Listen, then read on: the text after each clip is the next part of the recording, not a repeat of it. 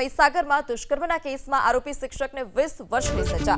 શિક્ષક રાજેશ પટેલે સગીરા પર દુષ્કર્મ આચર્યું હતું। દુષ્કર્મ બાદ સગીરાને એક ગામમાં છોડી ફરાર થઈ ગયો હતો। રાજેશ પટેલ સામે લુણાવાડા પોલીસ સ્ટેશનમાં ફરિયાદ નોંધાઈ હતી।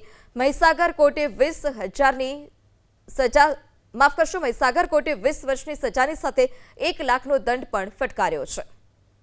ત્યારે દુષ્કર્મ બાદ સગીરાને એક ગામમાં છોડી જે આ આરોપી નરાધમ છે તે ફરાર થઈ ગયો હતો।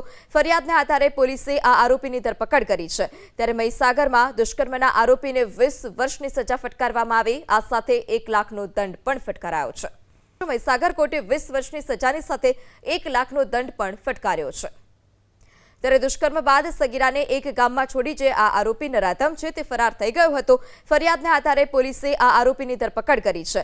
ત્યારે મહીસાગરમાં દુષ્કર્મના આરોપીને 20 વર્ષની સજા ફટકારવામાં આવી। આ સાથે 1 લાખનો દંડ પણ ફટકારાયો છે।